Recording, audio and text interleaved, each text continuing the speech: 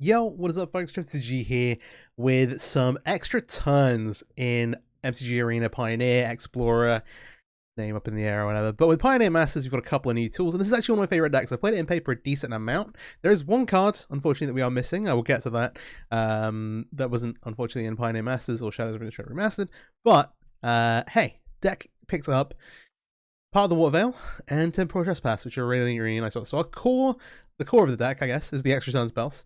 4 copies of Part of the Water Veil. That's 4 blue, take an extra turn, exile it, but has Awaken. So for 9 mana instead of the normal 6, you can put 6+1 on counters on land you control and it becomes a creature. Yeah, so like, it's an extra turn spell that also gives you a win condition potentially. We have Arrant Epiphany, which is obviously fairly familiar with. Create 2 1/1 bird creature tokens of flying. Take an extra turn. Has a Foretell. Normally costs 7, but if you Foretell it for 2 earlier in the game, you can then Foretell it for 6. And then Temporal Trespass, we have 1 copy of here. Could play a second one. I'm happy with 9 from what I've played so far with the deck. And so 8 blue, but of course has Delve, so you can reduce the colorless by exiling cards from your graveyard. Take an extra turn after this one. Exile Temporal Trespass. We have 9 extra turn spells. And the idea here is we're reducing that with a Mindsplice Apparatus, making these cheaper to cost, cheaper to cast, cheaper to chain together, and letting us kind of use some tools to kind of find some stuff and win the game. The 3 in a blue for an artifact with Flash. There are ways this can get removed. It is a little tricky, but hopefully the idea is we flash this in our opponent's end step, untap with it, and then immediately start casting spells. But at the beginning of your upkeep, put a oil counter on it. Instant sorcery spells you cast cost 1 less to cast for each oil counter on a Mindsplice Apparatus. We do have some ways to increase that as well. We have some proliferation. We've got experimental augury here, which is an anticipate. Just look at the top 3 cards, pick one to your hand, but also lets you proliferate, which puts counters on this. We also have the monumental facade, or jeez, this is the second time I've done this. Monumental facade.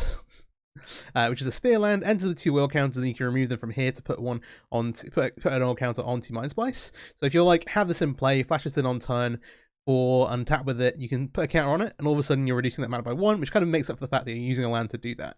One also cute thing was because we have the experimental auguries, we can like get extra counters on the facades before we it's a cool neat little synergy. And then the rest of the deck is around kind of winning the game and primarily surviving to the point of getting there. So win conditions first. So the Arrant Epiphanies make birds, which can be like you can stack up some birds and make some win condition that way. Part of the Water Veil, you can put those 6 counters onto a creature, especially because like once you've got Mindsplice with a few counters on or a couple of them going, this is going to cost you like a blue. And then we also have 3 copies of Shark Typhoon up here. Occasionally this is like creating blockers to give you an early game thing to do. But if you can slam the Shark Typhoon later on in the game, and then if you get to the point where you can cast this into an extra turn spell, or kind of like slam this and then like create a situation where you are safe to put this into play, you can then often just like start casting extra turn spells and winning the game. Each of these is making a 6/6, 7/7, or 11/11 shark, which is pretty cool. Then actually surviving. So 3 copies of Fading Hope and 2 copies of Into the Floodmoor. Splitting time here, but the Fading Hope giving you the scry is quite useful, and primarily you're concerned about not dying to creatures. So return target creature to its own hand, mana value 3 or less, scry 1. Into the Floodball bounces non-land permanents, so it's a bit more versatile. You do give your opponent a fish for that, but versus creatures it's just like bounce something. So I'm like split these in a way where ideally we're getting the scry to kind of dig through our deck faster. We then have 2 copies of Phantom Interference. This is a handy dandy early counter spell. Obviously 2 mana, counter to pay 2. But later on in the game, once you've got any of these effects, once you've got Mindsplice Apparatus going, you get the reduction here to be able to like make 2/2 spirits, which gives you another way to kind of like close out, win, or even just make blockers. And then similarly to this, we have 3 steps ahead, which becomes like an incredible card once you have Mindsplice Apparatus up and running. So blue and then a spree, 1 and a blue to counter target spell, so it gives you like a hard counter spell, which is nice. 3 mana to make a token that's a copy of an artifact or creature you control. This can copy Mindsplice Apparatus, which is super sweet, but more often than not you're like duplicating a token or something to help you win the game. And then lastly, the draw 2 discard a card is actually super useful here. When you've got the extra mana, it's like, oh yeah, this is some free extra value, helps deck towards your next extra turn spell. I mentioned the 4 copies of Experimental Augury. These let's kind of like get through a deck. The proliferation is kind of nice here. It is a little bit cute, but I'm still trying these for the time being. There's 1 copy of Cyclonic Rift, which again, that 6 on the overload cost, once we have Mindsplice going, is like kind of nice. But if you need to, it can just be a normal like 2 mana bounce spell. But ideally we get to like overload this and just blow our opponent out of the water with it. It's super handy and a nice little one of. And then also we have Aetherize here.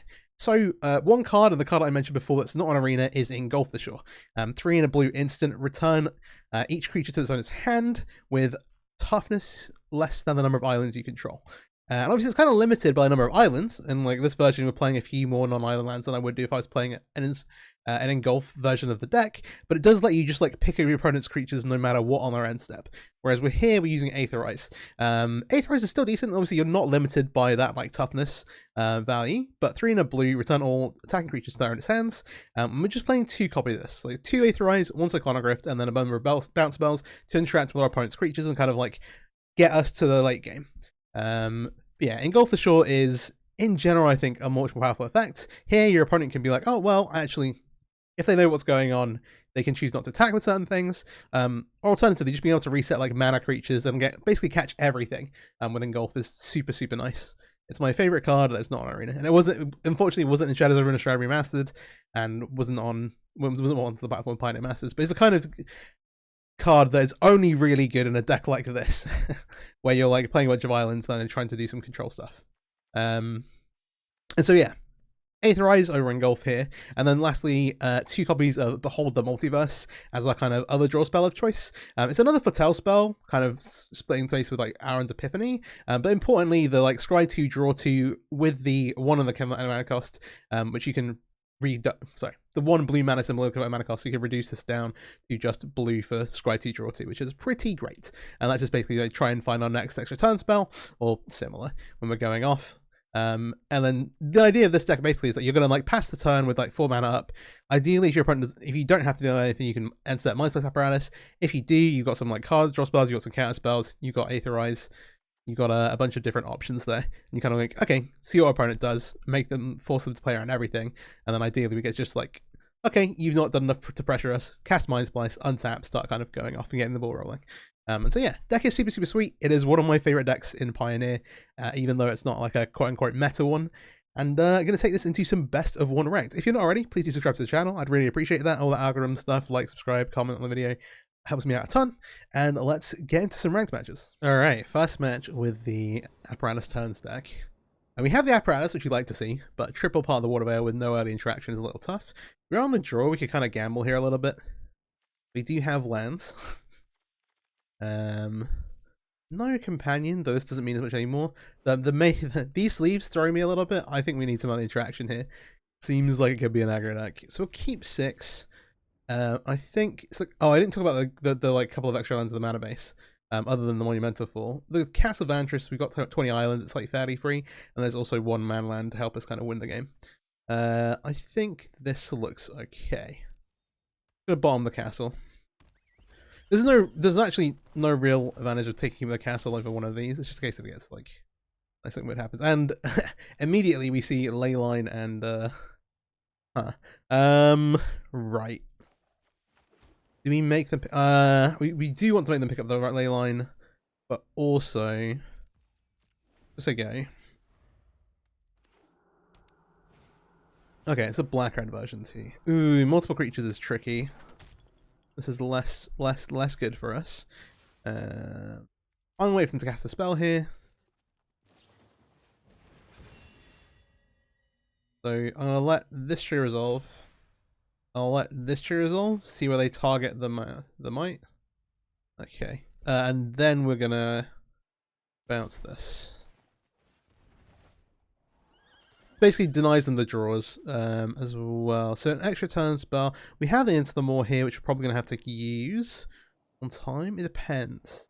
We have Into the... Well, if we Into the Maw the Leyline, it freezes up a little bit. We need a 4th land first, really. Okay, let's just go on the bottom. We still take some damage here. Alright, we hit the 4th land. We now just like, okay, do you need to Into the Maw this now? We know that they have this coming back down. They don't necessarily have always get haste. Can we take the time to Behold here? We're not going to get another great opportunity to do so. It gives us the opportunity to, on our turn 3, use Behold plus the Into the Maw. We'll see how this goes. It's a little tricky. Playing against this red deck is frustrating. What's one word? No. Makes me very anxious is the actual thing I'm looking for. Just because they can kill you out of kind of nowhere. Getting land off the table helps with that, but only a little bit. Okay, so this time we've got the Into the Floodmoor and the Beholds. They've not got another thing here, so I think I'm just gonna bounce the ley line. This does give them a 1/1 to cast spells onto, but I think we can take that into consideration. We basically need to live this turn and then one more turn when we get to flash the Mindsplice in. So they have 2 cards here. Giraffe Mentor. This 1/1 gets to attack us twice. Probably doesn't represent as much damage as the ley line does. So I think we just do this. It's a tricky one. We might be in a situation where we need to, like, ideally we look for an Aetherize here, and then we can maybe Aetherize and then Mindsplice the turn after. Though these creatures have haste, which is also tricky. The actual, like, kind of sick play here is it just oh gosh. Well. Alright, so they're gonna Heartfire Hero. Does it tell us a little bit of what their hand looks like? So they're gonna get a trigger here. They'll probably just give this double strike. Yeah, maximize damage. They hit us for 6 down to 5. We need to find an answer. So really, we need to find an Aetherize. What we're really talking about. Yeah.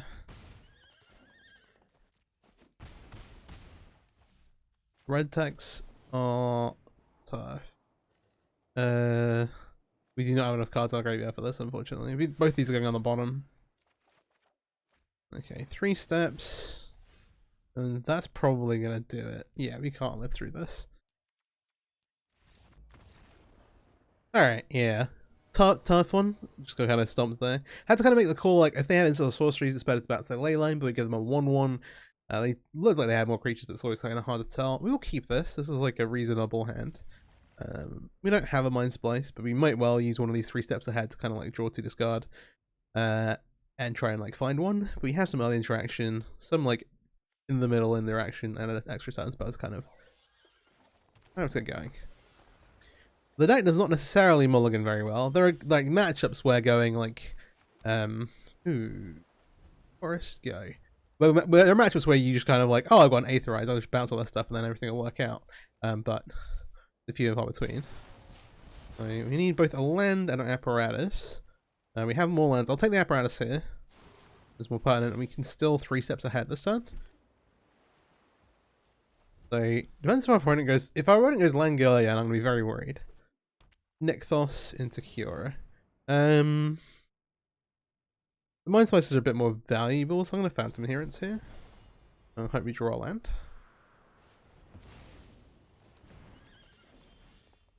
Okay, Judy Otawara. Fair enough.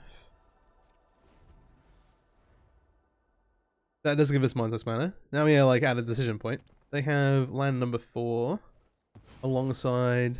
Oh, okay. Sure. That kind of lines up perfectly for us. We're gonna Mindsplice here. So we need to be worried about like Beseiju, some other things. I guess start going. So like 1 land off of this, but then these 3 steps are going to get significantly cheaper. And then to start cooking a bit.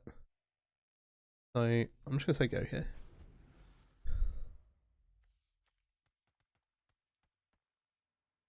That's my decision, like, oh, how do we feel about this? Interesting. Okay, it looks like they've got a second Nykthos. Yeah, they do. So I can cast this, get green. Then do they have like a troll or something? What's the best way to... Oh, right, they're just gonna... Oh, they're like very limited on what they're doing. Beseiju. Alright. Let's copy an artifact. We can't do the other one, unfortunately. We'll just make a copy of this.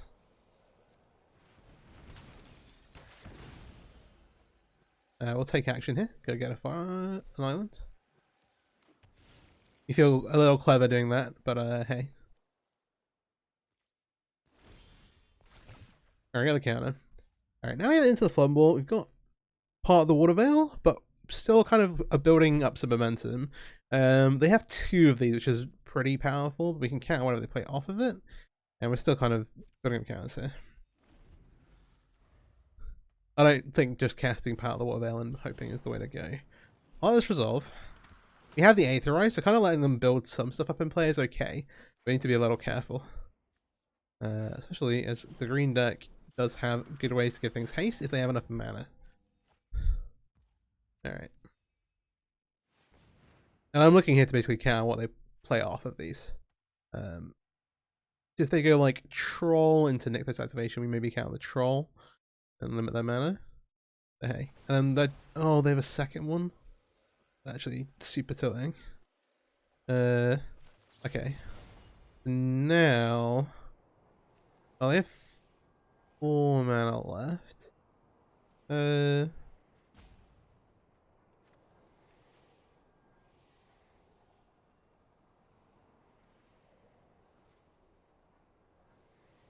can do this, right? Yeah, because it reduces by 1. Okay. The experimental augury is really good here. I think I discarded the fading hope. We have the aetherized though. The weird one. Alright, we get to find another basic land. We are getting ramped here. We've been besaged twice. I did say we need to watch out for it, to be fair. But we've had a good answer for getting besaged twice, which you have to be a little fortunate for. But they have had the besaged twice, so do not feel bad about it. Invasion. Bouncing like a one-off creature when we have the aetherizers feels a bit bad. I think next turn we'll be able to get a counter here. Augury put a second counter on. Okay, so they're amassing some erosion while they're doing this. It's kind of interesting.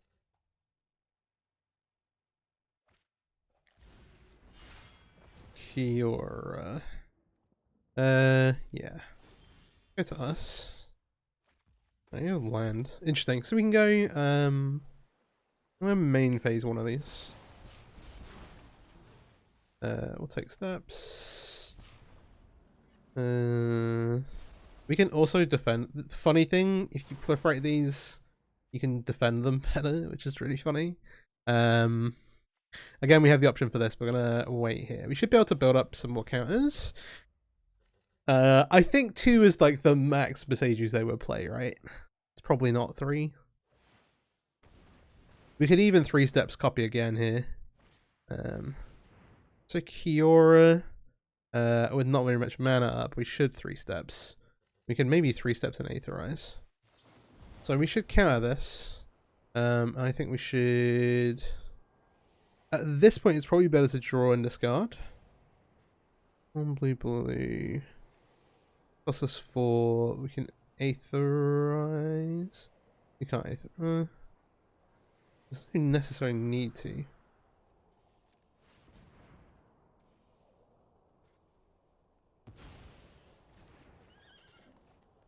Oh, did I mess this up? I think I did actually. Okay.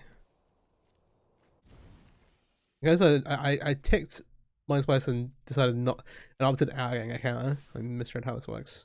I'm gonna double attack one of these. We should just bounce one of these just to stop them having stuff in play. I'm gonna hit one of these down to 1. They're gonna skip it up. Okay, that's great. Yeah, a bit embarrassing. Forget how like clicking like selecting things with proliferate works on Arena and how the interface goes. So yeah, beware of that. We'll keep this. On the play, the Behold's doing a little bit of heavy lifting. These 2 extra turn spells will be good later on, but the early game is generally spent trying to get to here. Lair Pass. Oh, Foretell Behold. Let's see what we got. Ooh, Willful Haven. That's hard for us to have to actually interact with.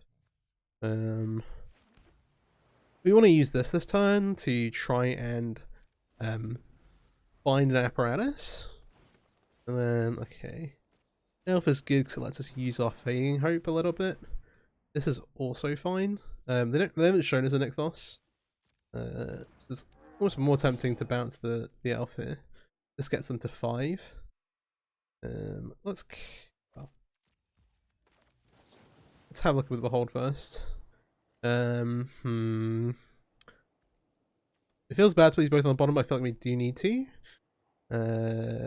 Yeah. We can take a couple of hits from the Troll. So if they have Nykthos, this is the big punish, but I think they would have maybe played it. They're holding it, I think that's fine. I'm gonna bounce the elf here. Alright, see the apparatus on top. We can draw it. And no problems. We don't have the same defense. We got pretty lucky last time having the 3 steps ahead to play defense with versus the Besages. We do not have that luxury this time though. Yeah. Blue colors. This could even be. Oh no, actually, the Wolf Haven means this is not some kind of green aggro deck. We'll take 4. So at the moment we actually don't have anything. Well, yeah, we don't have anything to do next turn. Our plan is to Apparatus and then see what we draw. Else it will be Patel Aaron's Epiphany go. It should be interesting. Okay, Into the Fun War is decent. We'll still Patel this. We'll get that mana reduction in play. This is kind of interesting. 1, 2, 3, 4, 5. So they have 7 mana now, which is more than enough to cast all the festival. That's the kind of break point you're looking for at 6 mana to prevent. I'm not going to bounce one of these. I'll save it for the Polychronos. Or the Troll. But it's basically like, hey, maybe they go to try and activate Polychronos and we get to get them that way. They could also just go in on this layer of the Hydra, and that would be kind of bad for us too. But hey. Next turn we do get to start casting extra turn spells, which is pretty nice. Again, kind of hoping they do not have a Besagi.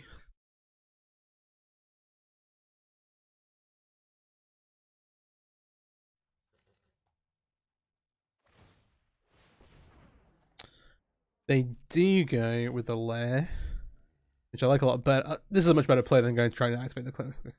We're at 16. The land does re-enter tapped, but obviously these are more resources to play. Either of these would be fine, really. This requires a mana investment. We should bounce one of these, of which, I guess the Old Growth Troll. Blue Chronos is a reach, which kind of can stop us winning the game a little bit. We're in a position where we can chain these together. One thing about the extra turn spells, that exile clause is very awkward when it comes to Temporal Trespass, because none of them will ever count. But here we're going to Aaron's Epiphany.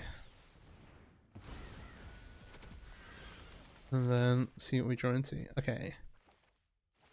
Island. Back here. This is on 3, so we can now cast this for the full amount. So rather than go further in, I think we try and do. We should be able to. Oh, did I miscount? I did miscount. We're almost doing this next turn then. Let me Augury here. I think it's the flow more. Okay, so this is pre-selected. We can just submit and it'll tick it up. Alright, neat. We should still do the thing where we just use this one rather than the Trespass. So Trespass is more mana at this point. Maybe we just do this.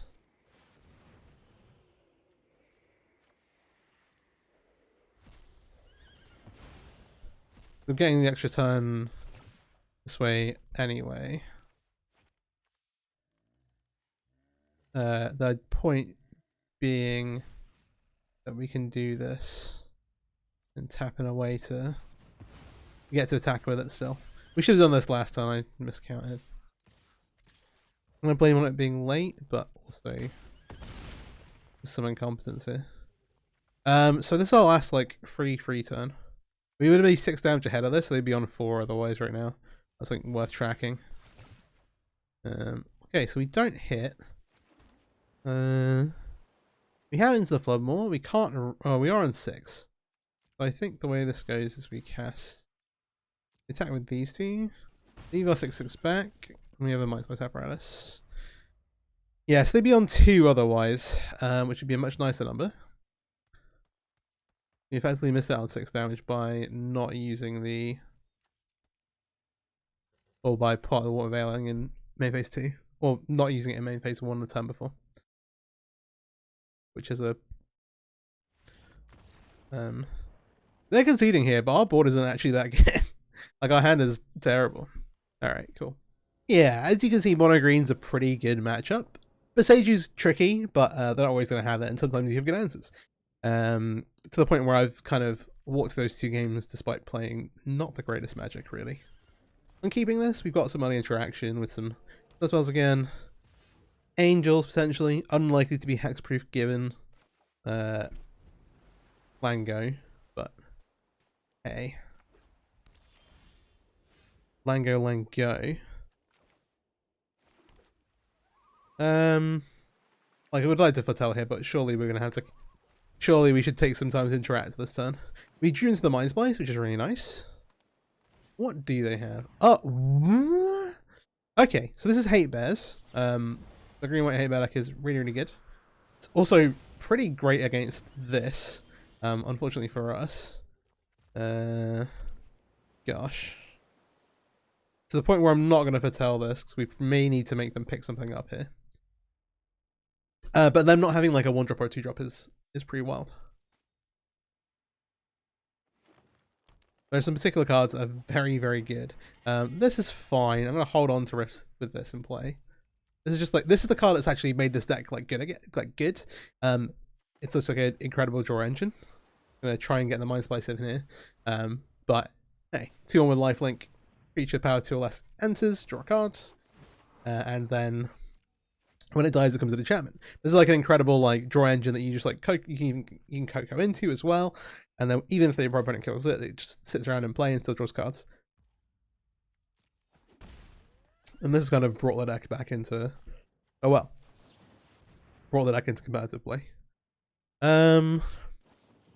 All right, we're getting interrupted. So, like I said, there are a bunch of cards that are pretty good against us. This is one of them. This plots the Mindsplice, but while this is in play, it costs more to cast. Note that you can only cast plotted cards on your main phase, which is small text somewhere. Yeah, plotted cards can be cast as a sorcery on a later turn. So if we want to bounce this, we have to do it now. Unfortunately, we don't have any great ways to just do it. We can also just play this for 2. It might be better than Rifting, because Rifting might be something we actually want to do here. We're not under a lot of pressure, so I think I'm actually going to take some time off to set these up. So I've done this with the intention of us like Rifting before we play this. Right, which I should say, because Aven Interrupter is actually really good against cards with Plot and Foretell as well, just in general. So it's going to cost 2 more. Oh, that's bad. Like I said, the deck's pretty good against us anyway. But this is fantastic. Okay, one more turn and we'll get to make everything go away temporarily. Sort of. The problem is this is still CMC 2, and so you can actually just Aven Interrupter it. Or something else. We could also just go part of the Water Veil into Overload. This just gets us a 4/4 though. The problem. I think that's better than letting us taking a ton of damage though. At this point. Alright, so I'm saying go like this. Making them pick everything up would be cool though. Would be neat. The token does serve as a win condition. But while they have double way up, we need to be pretty careful. The other card is Archon of Emeria, which says 1 spell per that's fine. 1 spell per turn. And lands as the back, non-basic lands as the battle tapped. We'll try and override the Iconoclasts here. This could get interrupted. That would be very, very sad. We don't know our opponent's got. They could also have Collected Company, which they can. Okay, they're gonna. Oh, if they hit Interrupter, please do not hit Aven Interrupter with Collected Company. Please do not. Our opponent has declared Behold the Multiverse. Okay. Right. We unfortunately don't get the Mindsplice back. We do get a 4/4, and now they have to discard. This is kind of what we're aiming for, and now the Aaron's Epiphany is freed up to cast to cost less mana. Great. They've kind of used all their stuff for the turn. Okay, can we get through this? So this time we take them down to 20. We can make a couple of 1/1s, take them down to 14, and then we have to like honestly behold, which is a bit awkward. We only have a couple of cards on graveyard. It's not like getting to Trent Pass will Getting to trespass. Getting to trespass will help us a ton. Okay, Augury's cute. So they have an Interrupter, a Skyclave, multiple elves. Do you want to give them a turn? Is the interesting one. They named Behold the Multiverse before. I think I'm casting this and seeing what we draw.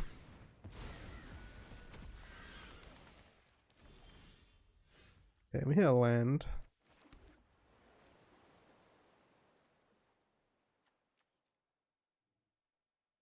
We're not dying. These may as well attack. Alright, they're going to 14. There are a couple of things we can find with Experimental Augury that get us an extra turn. There are no things currently that we find with the Behold. I'm going to cast this. Alright. May as well take the Monumental Facade. I'm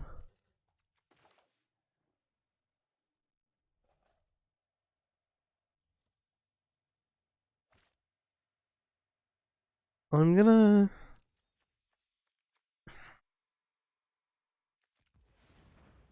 Oh, do I actually cast this? Do I go... Yeah, I think we just cast this. We just reduce the interruption that we can have. Okay, part of the Water Veil we'll leave on top. Alright, interesting. Let's say go. Because they have to redeploy stuff. And they can't really do that and hold up Interrupter, which is great. Okay, I lied a little bit. They can kind of do that and hold up Interrupter. But we also have a Fading Hope here. Oh, they're also going to run this out first. I'm just going to bounce this. Stop them drawing more cards. Ooh, Shot Typhoon. They have good answers. We have part with X notes. 6 power in play. We can rack up counters on the Mindsplice very quickly. I'm gonna keep this on top.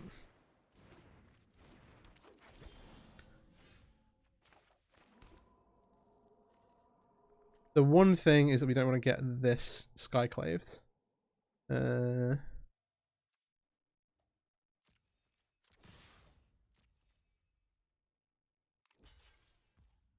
they're gonna block as well. Okay.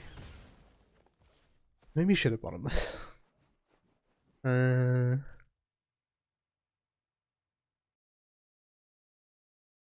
think it was we can just like cast this and they can only do one of these two. We have 9 mana.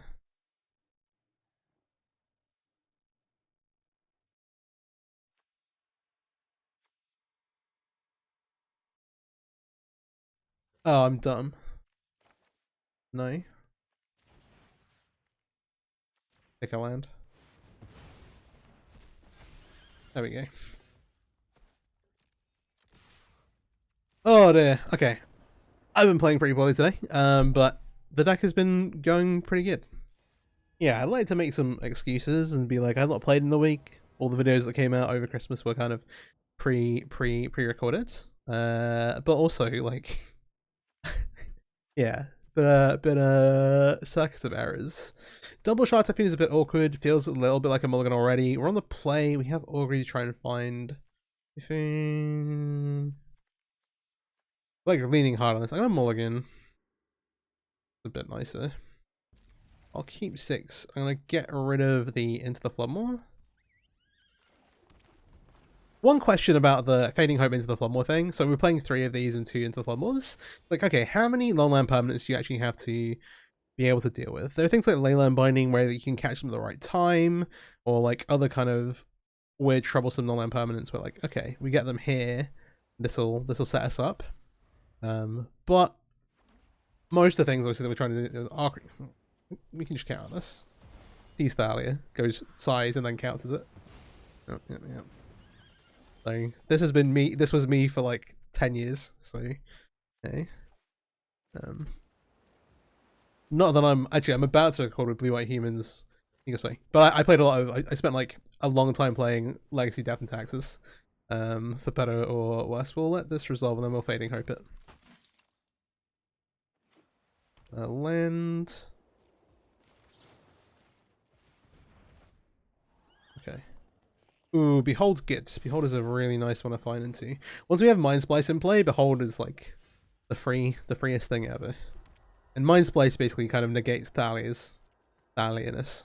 So we take those. Ah, Cabin. Spoiled. We do need to cast this now. Do not have it be uncastable. But then Mindsplice helps us kind of get around Thalia a little. We probably will end up cycling the Shark Typhoon. Getting to 7 mana is pretty out of the way. Ooh. Okay. I'm gonna foretell this. Means you can still cast the Cyclonic Rift. Interesting. Yeah, sure. Yeah, I've like kind of always been on the angle that like mono white and humans is like really underrated in this format. I do think that's still true. They've not animated Mutavault. I mean, it's through a Calvin, it's not like we can counter it. We're just basically thinking like, oh, do we need to Cyclonic Rift here? Oh well, do we need to start working towards this? Going for 6. We could Shark Typhoon, but that doesn't make it actually make a block here. We're just taking the damage.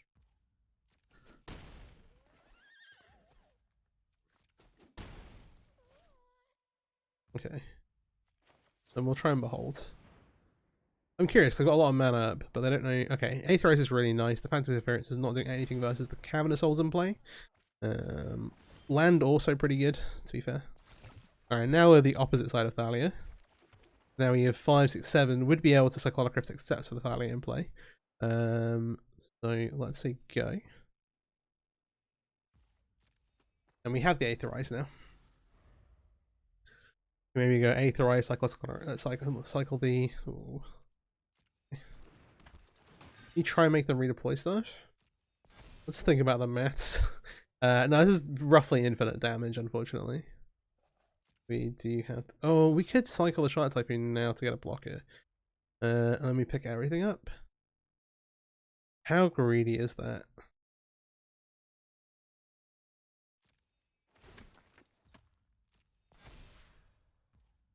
We have to make a 2-2 block this. Oh, we can make a 3-3, we don't treat Thalia.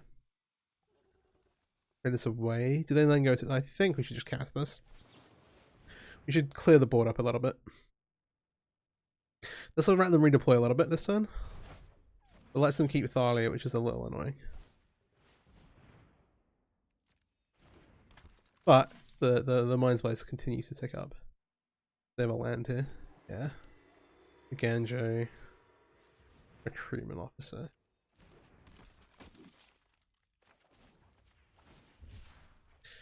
Zero, zero.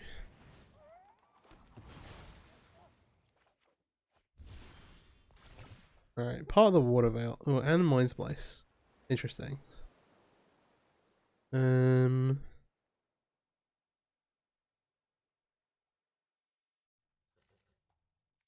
Like one land off being able to kick this. We say go. Which means we can do it next turn. It's a case of finding the window. Can we not die to Adeline? Force them to use everything they have. And Cyclonic Rift. Or are they going to get to deploy some... or are they going to get to play some cards? Okay, they're holding 4 mana up. This is... X notes a lot of damage. I think this is a good time to do this, but they get to replay Thalia. So 6, 7, 8, 9, 10, 11, 12, 13. Oh, I don't really want to go to 1. I'm going to overload this. And then they get to replay some stuff. They basically have to decide if they want to replay Thalia or something else. Or like Adeline. Them not having Adeline play this turn is really nice for us. Okay. Right. Ooh, sure. This is so close. Let's make a thing. This should definitely be on a basic land. Okay. Right, with the double shot Typhoon. Let's say go. Okay, I'm gonna try and play a little bit more of an honest game and see how that works out. I wouldn't mind, like, at this point, the second Mindsplice isn't really doing anything unless they find a way to answer the first one. We're gonna try and shot for some token.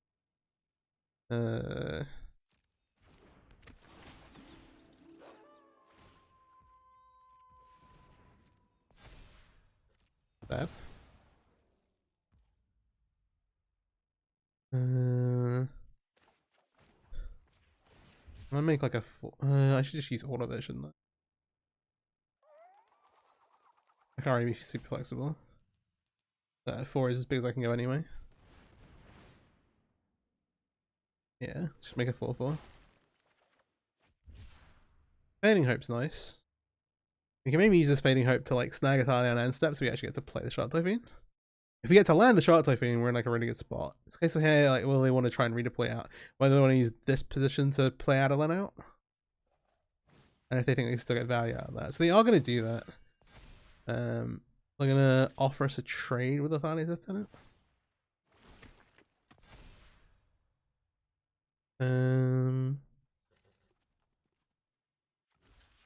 You can do this, keep this around, take 4. Because this can always threaten to block Adeline is the thing. I think this is fine.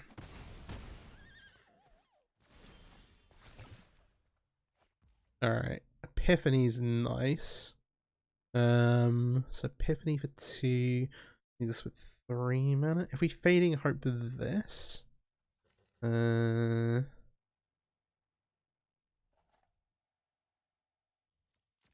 this will attack.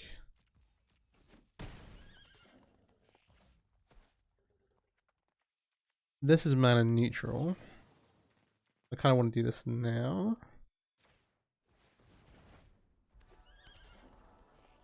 Oh, we've got our Epiphany on top. This is pretty great. Sure. I'll cast this. Use this to make an extra 1/1.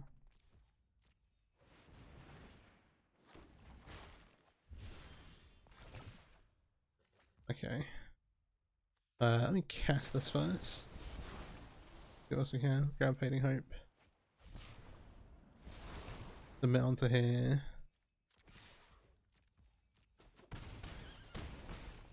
The 9.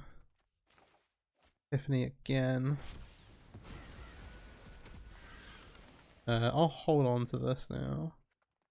And counter into the Floodmore.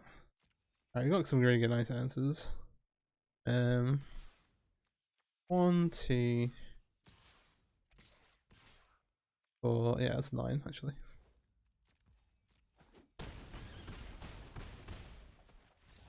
Exactly. Alright. Nice. Post-match wrap-up. That went a lot better than I thought it would. We lost to Mono Red and then like rattled off a bunch of wins. Mono Green is a really good matchup. This deck excels at beating decks that just aren't very good at like just like super linear, but like a little slow. And just don't have good ways to. All their interaction is like all focused around creatures. But there are some instances where like, hey, you get playing against like Ragdoll, so on the sacrifice decks and be like, all right, cool. This is just a race really, where I want to try to set up a Mindsplice, and if I can do that and just have just enough disruption to stop you comboing or whatever, then we're kind of into the clear. And so deck is super sweet. Would absolutely recommend. Does have a bunch of like very specific rares and mythic rares, unfortunately, if you just don't have some of these. It's not necessarily a cheap deck to craft, but is super fun. Does struggle, especially in best of 1. I think we got a little lucky only playing against the 1 red deck. Obviously that is not the greatest matchup, but that's why you're leaning into like these early bounce spells. And you can kind of tune a little bit more for it if you're more like gonna play best of 1 a lot. You can play more early bounce spells, more phantom interferences to counter on turn 2, and trim down on some of the other things. Like these Shark Typhoons aren't really doing tons. They're better in matchups that go a little bit later, where you might actually play them as like the full mana cost. I think these are the weakest point in the deck at the moment. But again, everything's very matchup dependent. Like there are matches where the bounce spells are just getting absolutely nothing done and they're just stuck in your hand. Ideally there you're getting to pitch them to 3 steps ahead or something. But yeah, hey. And again, deck is super fun to play. You have to optimize a little bit. I did a good job in some spots and not a great job in others. But that's just kind of or that's like pilot experience, and it's just like it plays very differently to a lot of other decks, I would say. Though just like sometimes just use your brain, which I struggle with sometimes. Anyway, I hope you enjoyed the video. It is, again, super sweet, lots of fun. Would definitely recommend if you have the bits and pieces to put it together. And maybe one day we'll get engulfed ashore on Arena. I've been begging for years, but hey. Please do like, subscribe, all that stuff, and have a great day. Thanks for watching. Peace out.